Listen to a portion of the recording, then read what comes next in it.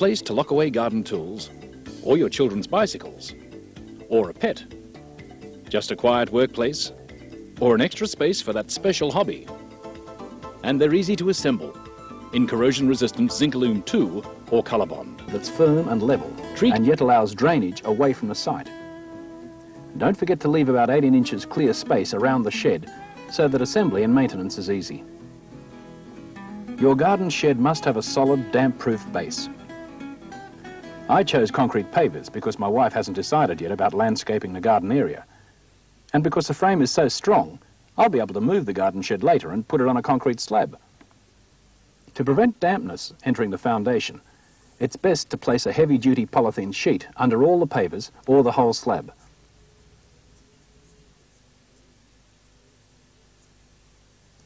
As it says in the manual, the first step is to unpack, identify, and sort all the parts and hardware. Then assemble all the tools and a ladder that you will need to put your shed together. Now, since the shed is bigger than the 6-foot by 5-foot model, I'll need to join the rails together before I start. First, the front base rail. After checking the model number on the box the shed came in and looking in the manual, I found that the total length of the front base rail for my shed is 2.305 metres. So I overlap the two pieces until I have the right length, and the holes line up nicely. The entry and exit ramps go on now too, and are joined using the self-tapping screws.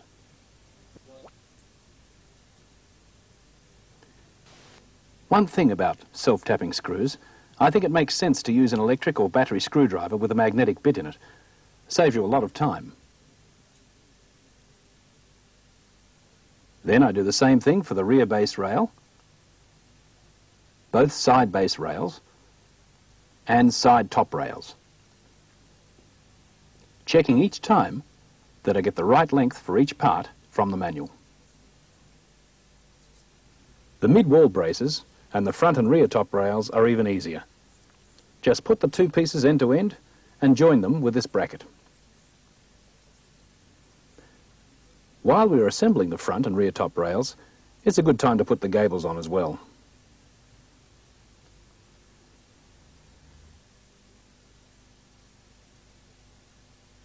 With these small brackets on the front top rail only.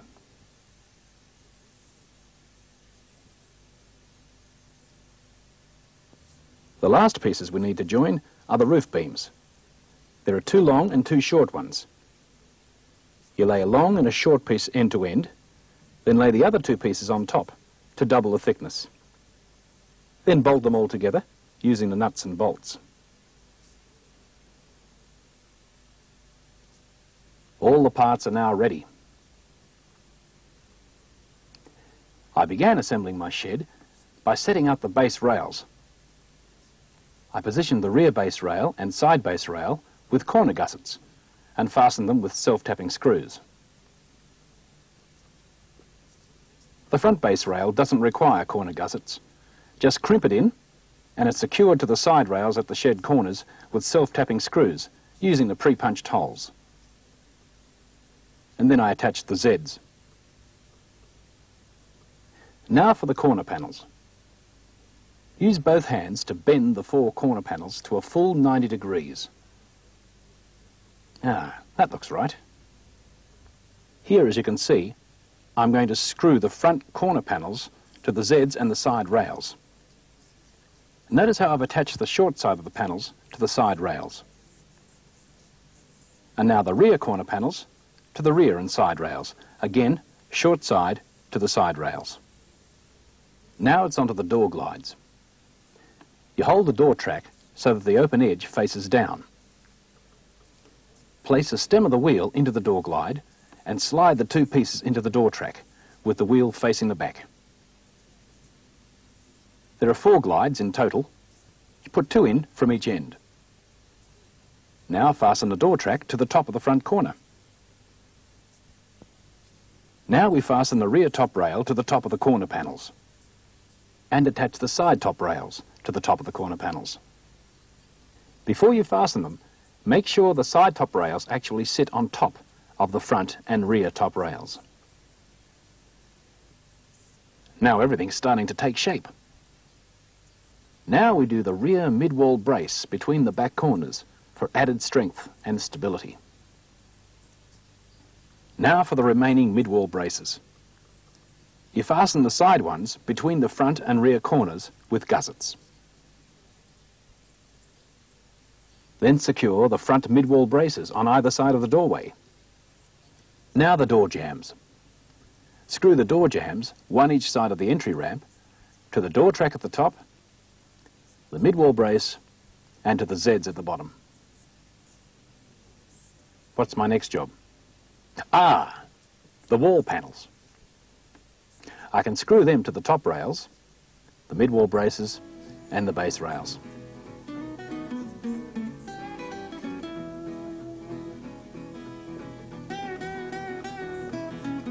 To start the roof assembly, I first fix the roof beam. You position it on the vertical gable flanges and fasten it loosely with nuts and bolts. I'll tighten them later. The larger model sheds have extra roof beams to make the bigger roof super strong. Well, that completed the roof beam. I just positioned it and checked that it's all nice and square. So now it's onto the roof.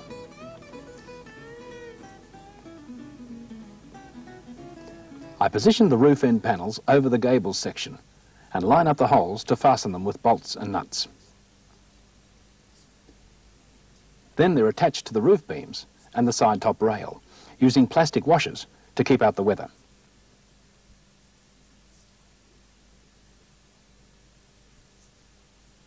And this is the time to tighten the nuts on the gables.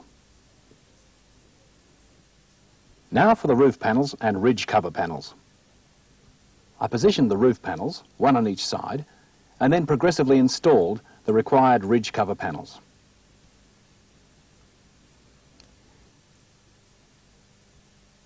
Then I attached the lengths of roof edge trims over the edge of the roof panels.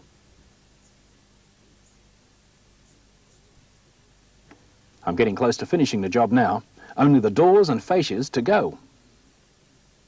Notice that the door panels are identical. It's only the assembly that makes them left and right-handed.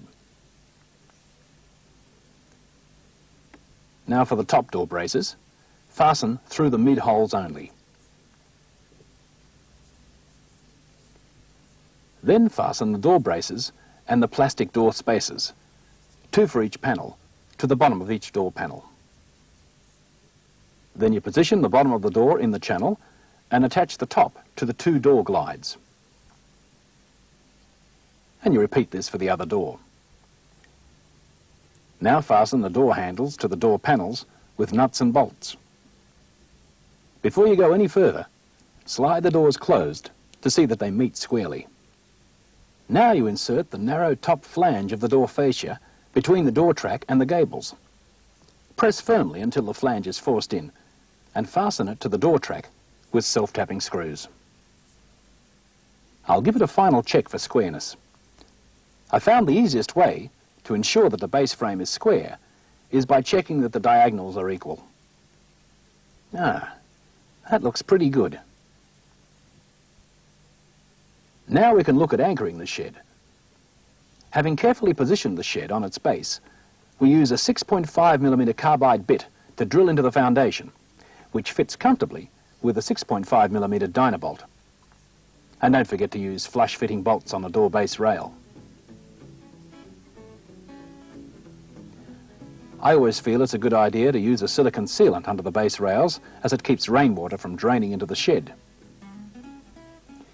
We're getting near completion now. So it's time to check all the screws, nuts and bolts are tight. Well, that looks nearly it. The last job is to put on the lock and lock up my new Trico garden shed so that it becomes childproof. If you follow the instructions in the manual, as I did, no problems. Neil said it was so simple and looked so good, he's bought one for himself.